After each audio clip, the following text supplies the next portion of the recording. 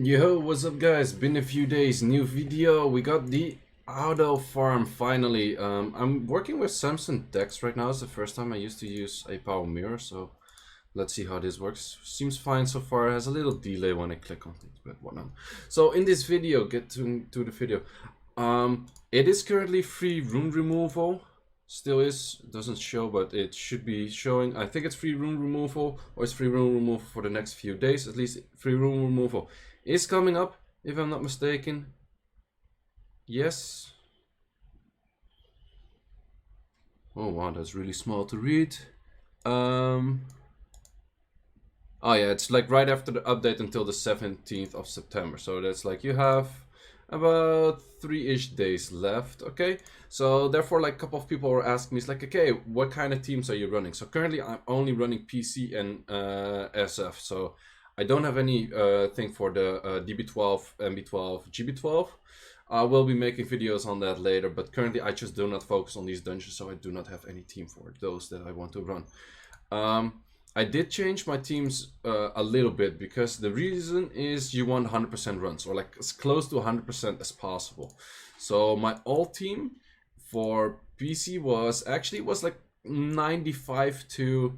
So my old team was actually this with a Kali. Wait. Also, if you want to see like more in-depth video of those teams, I will link. Okay, this thing is, yes, here. So this was my old team. It ran up to like 35 seconds on average, 36 seconds on average, but it did feel like probably once every like, if you take 100 runs, well then it's like percentages, it filled about like, let's say, I think 4 or 5 runs if you would do like 10 refills. So it's kind of annoying. Like it was 90, like I think it was 96, 97% win rate. So that's kind of annoying for this like auto farm. So the thing I did is I added in a vert. I do not put vert speed lead. I actually did put vert speed lead for a second, but actually I've ruined my whole team that they have like around 80-ish crit rate. So with the Pang, they have like max crit rate. If your team is not like that, it doesn't matter that much, but it was built on that. And then I checked like, do I actually need a vert?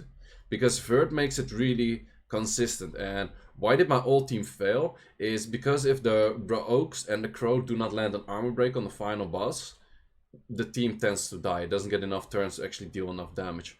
Just with adding the vert, it deals enough damage to actually kill the boss. So yeah. Also, something someone mentioned in my old team, I had shield runes on Kali, but shield runes work on the base HP of the unit that it's equipped on. I thought for a moment that shield was using the base HP of each individual unit, but it's the base HP of the unit it's equipped on. Kali has a really shit base HP, so that was kind of stupid. So, yep, that much. So to go over the runes, it's just speed, or it's mostly like attack, crit damage, attack, and I added in a shield set, and this one is not plus 15 yet. That doesn't happen too often to me.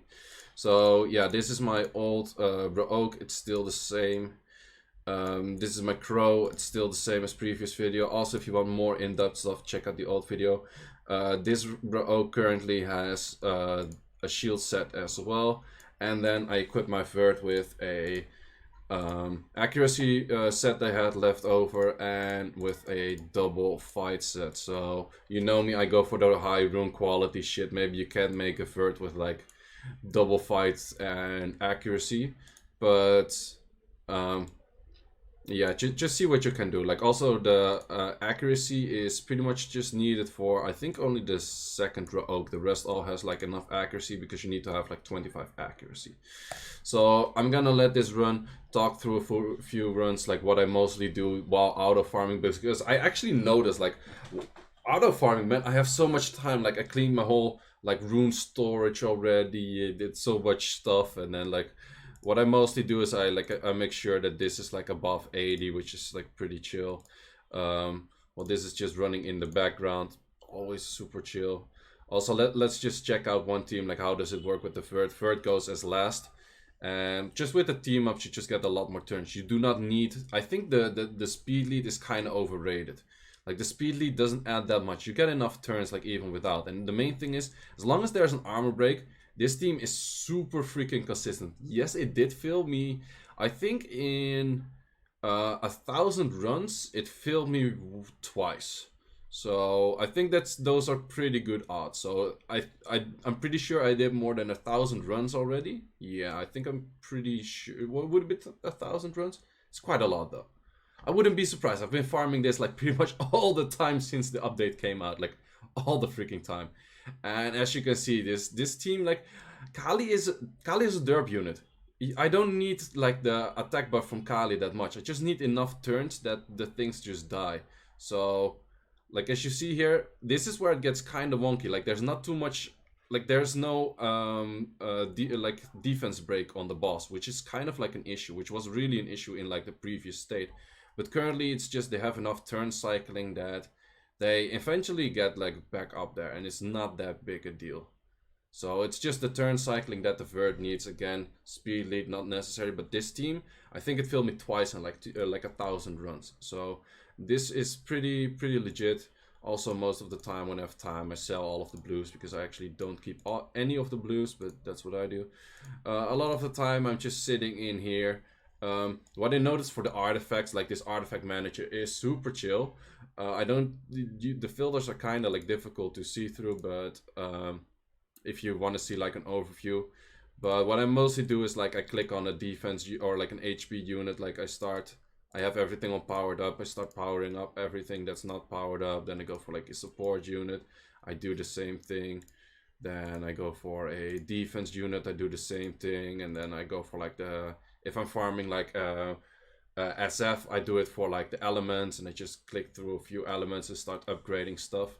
Also, if you want to see like if your run has ended, best thing to do is actually to go to like a random channel where no one is, and then you can see it in the chat. Like I would like to see a notification that's more like in your face, like yo dude, we're done, or yo dude, we failed and we're done.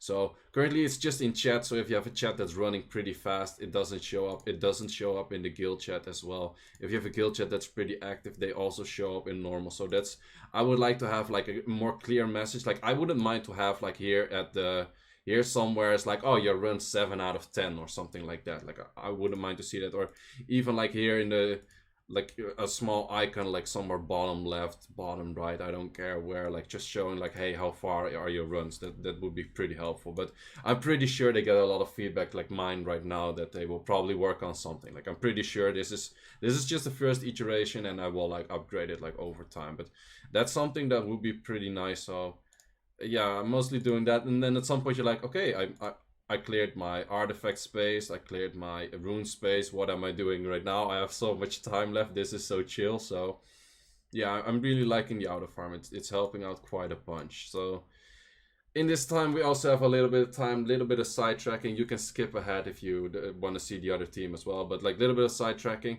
I played SWC last week. First match, could prepare that one really well, went really well. Second match, I couldn't really prepare for that one because he played like all over the place. He has a really good, like, he has a really wide box of a lot of units. He went some proper, like, pretty annoying, like, luck sacking comp, pretty much, I can say. Like, the most luck sacking units out there are like Diana, Antares, Josephine is one of those as well. Molly is kind of one of those. So he just went like purely like luck sacking stage. Like, not saying he's a bad player, but he went luck sack. It worked out. So I guess it was a good strategy to do. So yeah, I have to play losers bracket next Saturday. I will see how that goes. I will do my best as always. So try to see what's going on. Also, I got like a lot of comments like, oh, why didn't you ban this? Oh, why didn't you pick this? Like a lot of these things, like, you know, the timers go pretty fast and that kind of stuff. So you have to make decisions on the spot. Also, like, for example, like banning, I had some comments like, oh, why didn't you ban the Diana? Why did you ban Antares? Why didn't you ban Diana?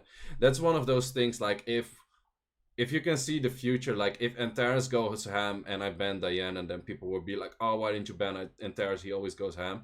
And if I ban Antares and Diana goes ham, it's like, oh, why didn't you ban Diana? So it was just pretty much some wonky draft from my side. I could have drafted that one probably better, but it was there was a lot of things to keep in count with his box. His box is pretty wide. Like his rune depth isn't that crazy, I'd say, but his box is pretty wide, which helps out a lot.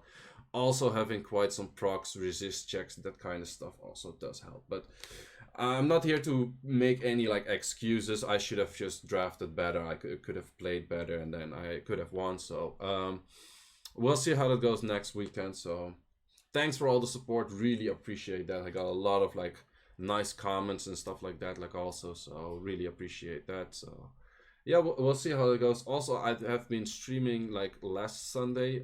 I think I want to pick up at least streaming like once a week on the Sunday Europe rush hour time. So that is like from 9 p.m. to 10 p.m.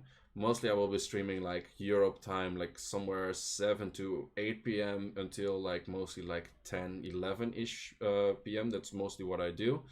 If I stream on the Sunday, so if you haven't yet, follow me on Twitch as well. And these runs, I should be actually checking the runs, because you know you're looking at like an empty screen, and then we got blues, we sell the blues, we do the blues, yep. So okay, I'm gonna fast forward that this one is done, and then I'm gonna go into the SF team. I'll put timestamps in the video. Also, as we are approaching the final boss of the last run, in this team, because you have Verge, you take a lot more turns. So actually having Crow on double will doesn't make, well, if you want to make it like really safe, you probably have to put him on triple will, because there's a really big chance that the boss didn't use his S2 yet. The moment Crow is about to move with, or like the boss will use his S2 when Crow has no longer will. So that can happen. So if you want to make this team even safer, you would go triple will on Crow. So let's see for the results. It's 41 seconds. It kind of averages somewhere between like mostly like 38 to 42, 43-ish seconds. The fastest clear time on this one is actually pretty fast, but it's mostly like around like somewhere like 7 minutes is 6 minutes 30. That's pretty like normal. So this is one of the higher ones, but also the fastest clear time is actually on my team is 26 seconds. You're not gonna get this with this team because you need an attack buff for that. So that is my team, and then I check. I mostly keep like a lot of stuff. Yes. Okay, then we go into the other dungeon. So this was my old team. My old team also for this one, mainly because you have just one buff blocker, and if she doesn't use her skill for like 3 times in a row, then you have an issue. Also having these cooldown reductions on second and third skill would help a lot. But to make this safer, there's an easy solution, with is just putting in a Fran. It's gonna take a bit longer to run it, that's for sure, but still you have quite decent fast runs. Another option for Fran is putting in Eirgir, the Dark Vampire, or the Vampire Lord. It's not Dark Vampire, Vampire Lord. And you place him as lead and you remove Fran. That's also an option, and people also say that is pretty safe. But for safety, I would use this. I don't really know what's the average of this running. I do know that it's really safe, so I'm just gonna run this for like 10 repeat battles now, and then we get to the end and we just show what it is. Also, always check, like, when you go into a dungeon, always make sure that you have, like, at least 80 energy. Like, it's nothing more annoying than getting back to your dungeon and you're like, whoops, I just wasted, like, 5 minutes of waiting and it only did, like, 2 runs because I didn't have max energy.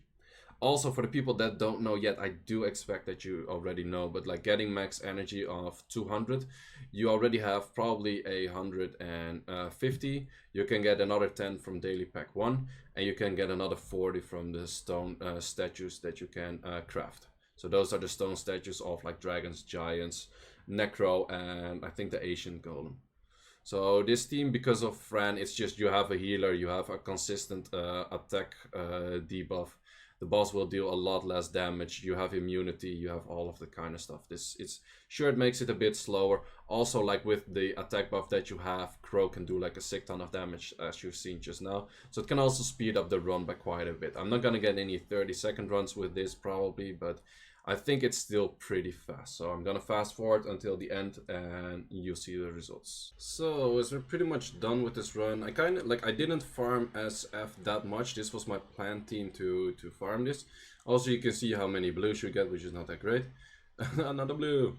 So the thing is, what I could do with this team, so average runtime is 1 minute, best one is 49 seconds, which is pretty slow, like compared to how fast I run the other one.